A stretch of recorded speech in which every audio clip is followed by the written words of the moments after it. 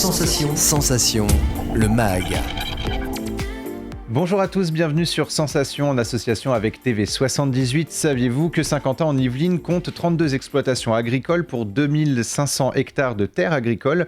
Comment Saint-Quentin en Yvelines valorise et soutient l'agriculture sur son territoire? Quelles sont les formations qui existent et pourquoi les circuits courts doivent prendre une place plus importante pour les Saint-Quentinois? Pour en parler avec nous, je reçois aujourd'hui Bertrand Houillon, vice-président de Saint-Quentin en Yvelines, délégué aux espaces verts et à l'agriculture et maire de Magny-les-Hameaux. Bonjour. Bonjour.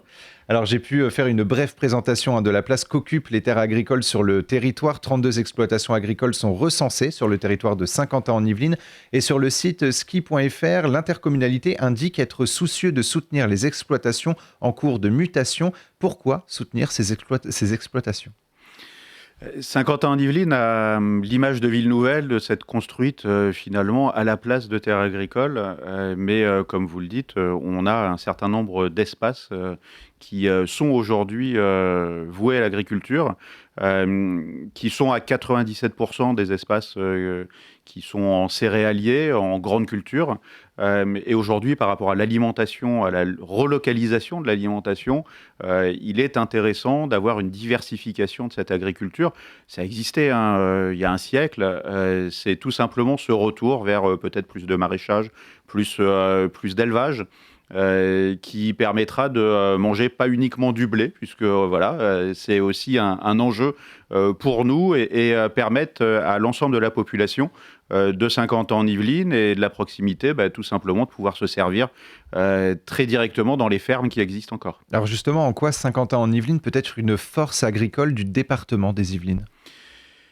Vous l'avez dit, 2500 hectares, c'est pas rien. Nous avons aussi aujourd'hui eu un développement du bio sur l'ensemble de notre territoire. On doit être aux alentours de 14% de surface agricole en bio, alors que la France en 2021 était à peine à 10%.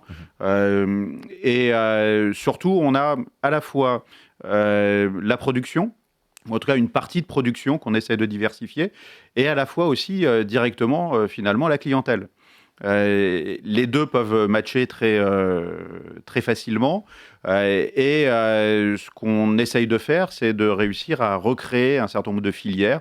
On prend par exemple du maraîchage. Derrière le maraîchage, il y a certes les légumes en direct, mais il peut y avoir aussi certaines transformations de produits. Il y a aussi la restauration scolaire, qui est un enjeu majeur pour nous, sur lequel on a en ce moment une étude sur les circuits courts et l'alimentation locale en restauration collective. Tous ces éléments-là sont de notre responsabilité, parce que c'est aussi pour l'agglomération un enjeu de développement économique. Alors justement, vous avez évoqué les circuits courts, ils ont de plus en plus d'importance dans le soutien des agriculteurs.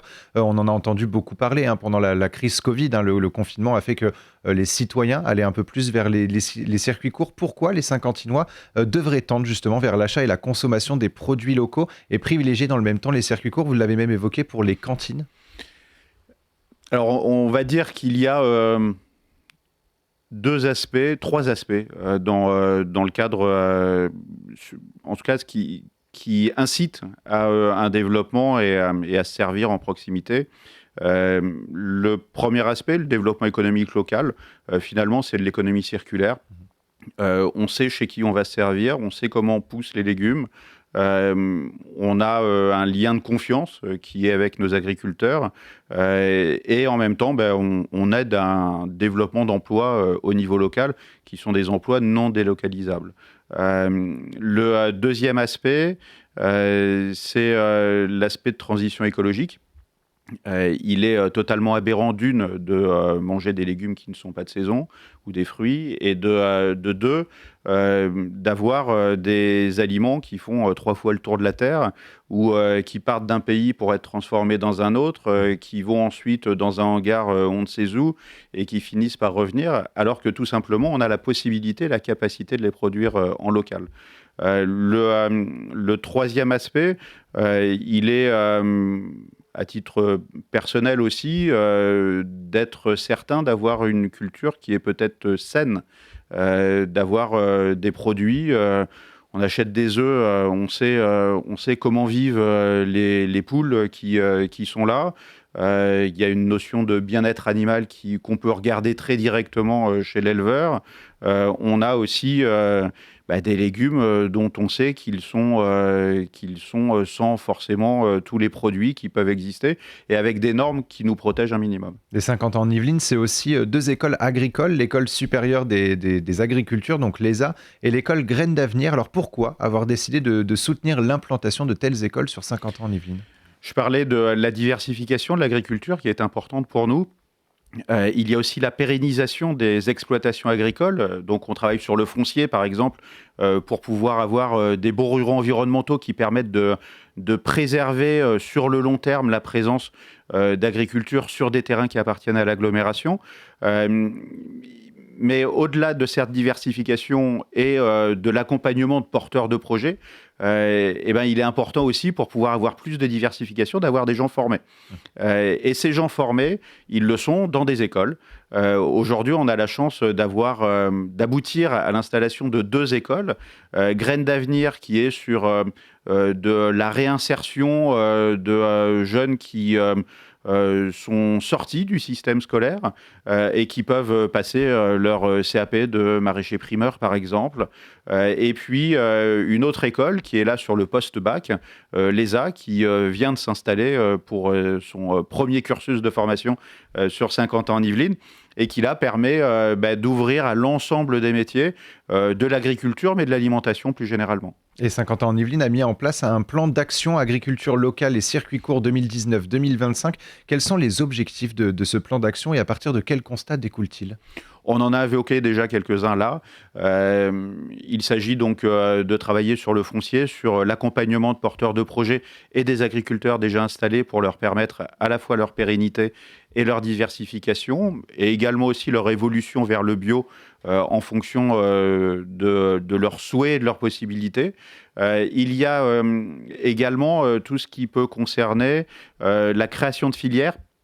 Je l'évoquais, donc un produit, on va prendre des tomates par exemple, voilà, elles sont produites l'été, mais l'hiver pour des sauces tomates, il y a des possibilités de transformation. Donc là, ça fait une filière, il y a d'autres filières autour de la céréale pour pouvoir la consommer en local, la transformation en farine, et donc il nous faut des moulins, et puis derrière, la mettre en sachet. Ça peut paraître bête comme ça, mais il n'existait pas d'ensacheuse sur notre territoire. Aujourd'hui, il y en a une sur la plaine de Versailles qui est collective pour l'ensemble des agriculteurs céréaliers de notre secteur. Alors le plan d'action comprend 5 axes, hein. On a pu parler un peu de chacun d'eux. Le 5e axe consiste à l'accompagnement des projets citoyens. Alors de quel projet parle-t-on ?